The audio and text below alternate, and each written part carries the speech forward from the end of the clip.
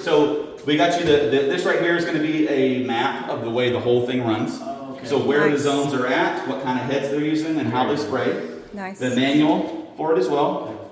Like I said, behind this is a cheat sheet to run it, but always give them a call if you have a problem that first year. You can always, my orange truck, I'm not here as much now. They moved me to another neighborhood, Gotcha. but I will be here through the end of May because I cover your warranty for a month. Okay. So basically the next 30 days, once you close, I got you. Mm-hmm. So give me a shout, give me a text, email, something, and I'll try to be by here. Since I'm not here every day, I'm usually here every other. So if you tell me today, I might be here tomorrow, but I'll let you know. Okay. Sometimes it's one of those things, oh yeah, I'll show you how to do it. On this area, if you notice, this is plugged into a different kind of outlet. Got little lights and stuff on it. So right now we're good. That little test light is green. Green means good. If for some reason you come home and your garage door is not working, or the sprinkler system you notice hadn't gone off in a while, check this. If that orange light is on, that means this thing got tripped. Yeah. The whole garage is connected to that line. Okay. So if it does trip, this is that light, Yeah. just push that middle reset button in until it clicks, and then everything kicks back in. Yeah. So that's kind of how quick way to do it. You should have one more of these inside. Over. I used to could tell you every letter what that meant. It's an anagram, but basically the one you need to know is U for underground. So this is basically your grounding rod that goes underground. Yep. So this sits up about 2 feet, goes about 1.5 feet into the slab and about 20 feet down the slab. So if you have any lightning strikes or power surges, it's going to try to ground everything to that rod and it down into the ground and kill it. Basically to help things from blowing up, basically. That's the last thing you want. But yeah, so everything should be tied to it. Your electric meter is tied to it. There's a main grounding block that runs to it outside. The gas meter is tied to it, and they run on up to the furnace upstairs. So the big equipment pieces are all grounded out. But that grounding block panel, couple things here. System House does our energy inspections for the house. We do 3 main energy inspections throughout the process. So we do one at the beginning before we insulate that makes sure that all the wallboard seams are taped correctly or they're polyfoamed to make sure there's no air penetrations. Once they do the insulation, we do it again to make sure that all the right areas are batted and are properly insulated for energy. And then once we get to this phase, before the city will let me give you a CO, we have to have them come out one more time. They do a duct test. They do a blower door, which they put this big red mat on the front door with a big fan on it, and then they suck all the air out of the house that they can, and they try to get to a certain level. We want to have no more than 4 air changes per hour. So as long as we get 4 or less, that's what gives us the sticker. We're good to go.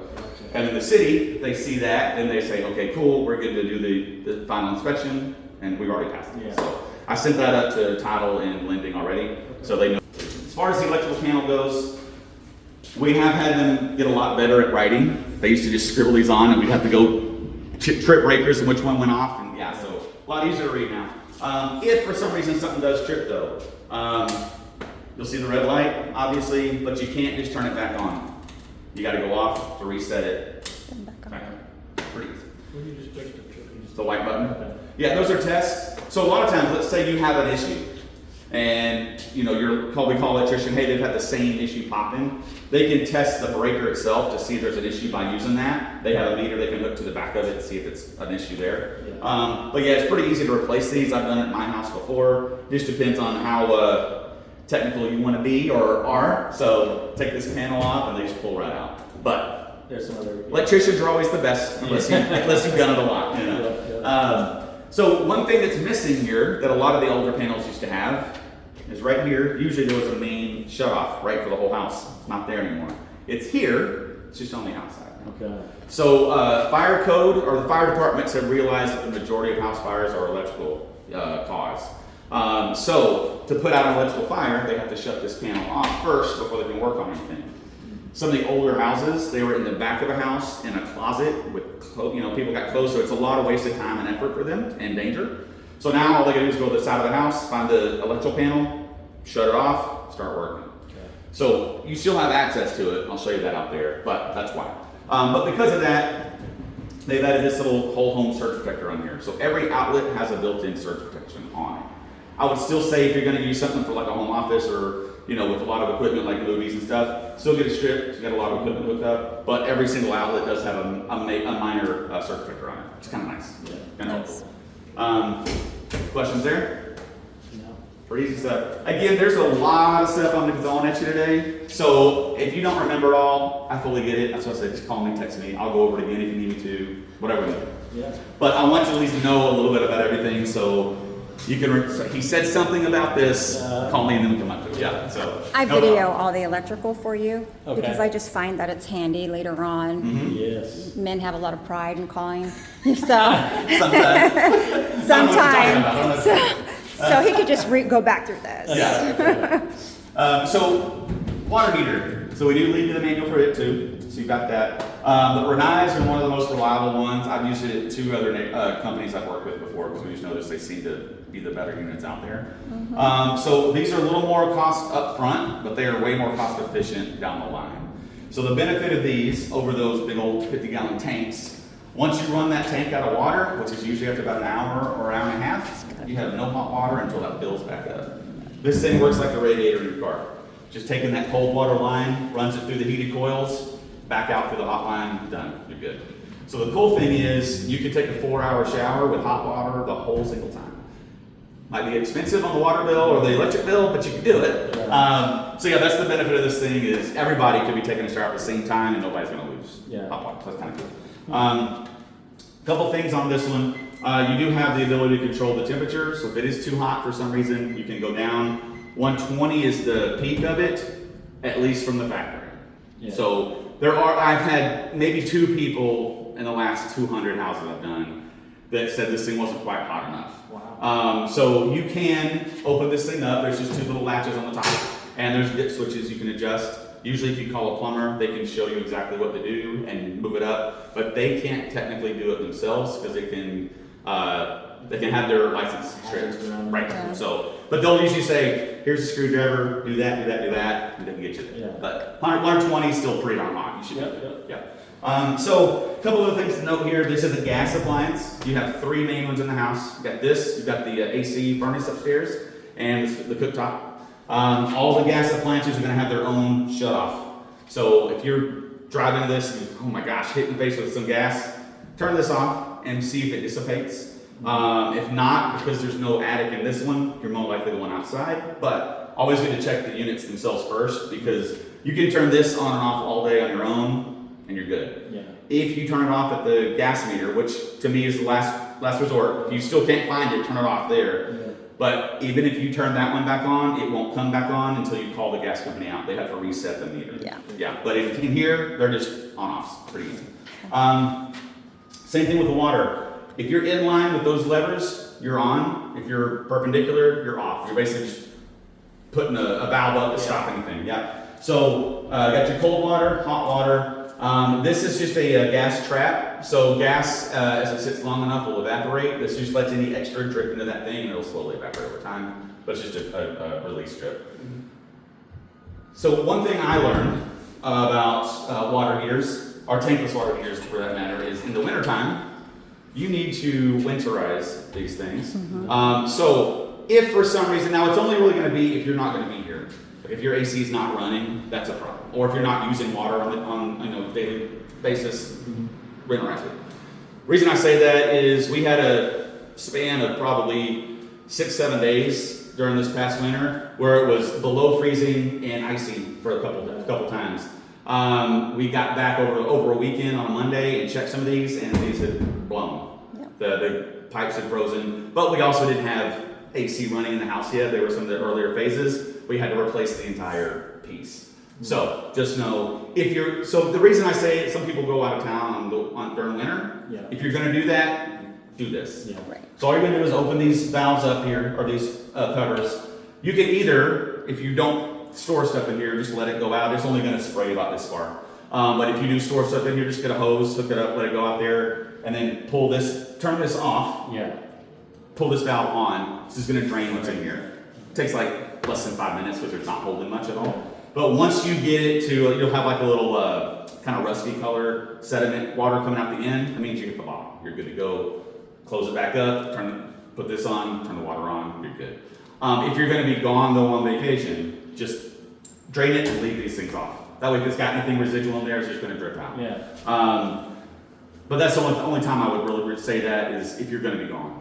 Now it is supposed to be a good idea to clean these things out every other year. If you're doing it every other year, you're doing way better than most. If you're doing it every 5 years, you're probably doing better than most. Yeah. But recommended at least every other year. Which is the same thing. Open this up, let it go out, Yeah. fill it back. Easy. So lastly, on this, you notice this little pipe here. So this is a blow-off valve. So if you have pressure in the line and it's causing your, a lot of times you'll notice it when you move in. Like I'll test sinks once or twice just to make sure everything's working, but I'm not using them every single day. So you may go into one of your bathrooms and water's sputtering out of the faucet. Come out here, open that up for about 15, 30 seconds. It's just flushing water through the system, get all the air out of the line, and then close it and you're good. All that water that's releasing is dumping outside. So that's what that's for. If this was up in your attic, which they used to put them, we would have a catch basin in case it was leaking. Yeah. But because it's flowing out there or hitting concrete, we don't put them in the garages. So, just so you know. For the whole Go ahead. house. Go ahead. So for water, just pull that guy down. That's for the whole That's house. the whole house. Yeah. Okay. So good idea to do it if you're replacing toilets or stuff like that. You can turn it off at each location, and I'll show you that too. But if you're unsure, this is the easy way to do it. Yeah. So there you go. We did get these in, so nice. They came in, I think, on Monday, so barely in time. So you got you good. Good. I did have to push them this way a little bit because this was really close when it was over here, and the plunger was kind of about to graze, so I just pushed it over some for you. Okay. Okay.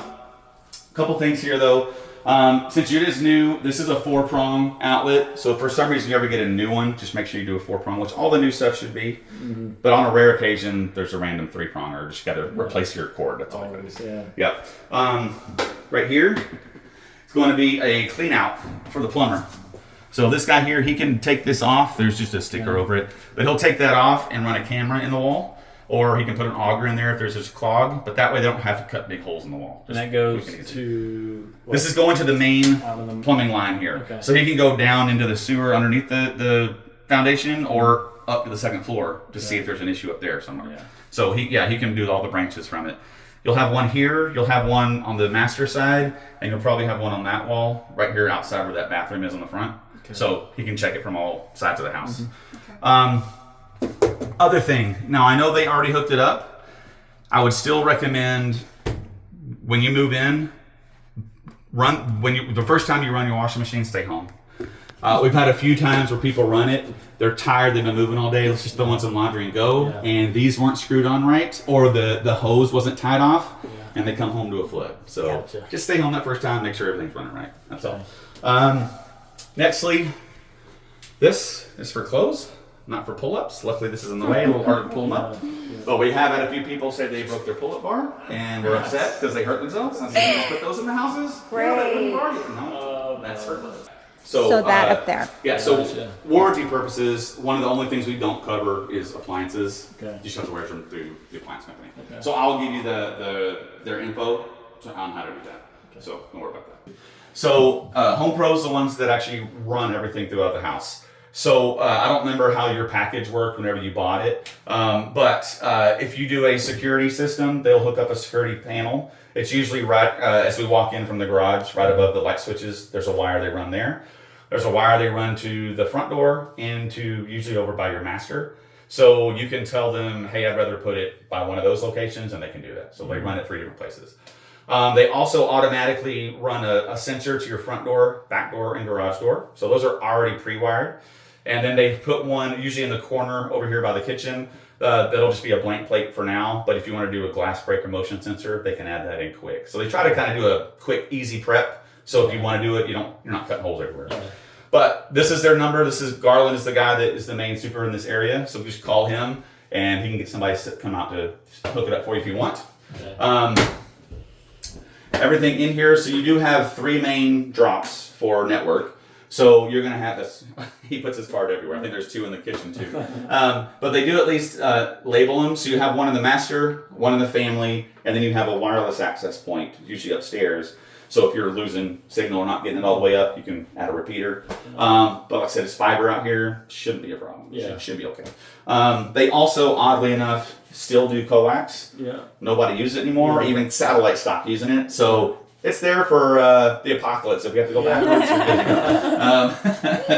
Last thing, actually a couple more. This right here is all the security lines. So if you do want to do the security system, they've already got it wired. So they'll put the main security panel in here. Also, whenever you call for internet, they're going to ask you where your main or home run or your main drop is. Yeah. Here, they'll put it in here. They can plug it in right here. Good to go. Okay. So, pretty much it. Just want to make sure you knew that was there. Okay. And What's the orange? who to call? The Oh, yeah, that's the other one I was going to say. So this tube, when we go on the outside, you'll see the other end of this sticking out by the garage. If somebody needs to run something new into the house, let's say there's some new system that we get in the next 10 years that needs a new line run, Nice. then they can use this. There's a string going through it. They can just tie on there and pull it on through Gotcha. instead of cutting holes everywhere. So Wow, you guys think of everything. try to future-proof the house, yeah. I'm sure we're going to miss something, but we try to get most of it.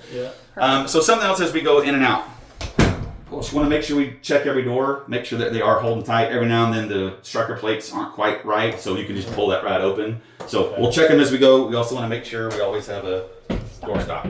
So let's go back towards the front door, and then we'll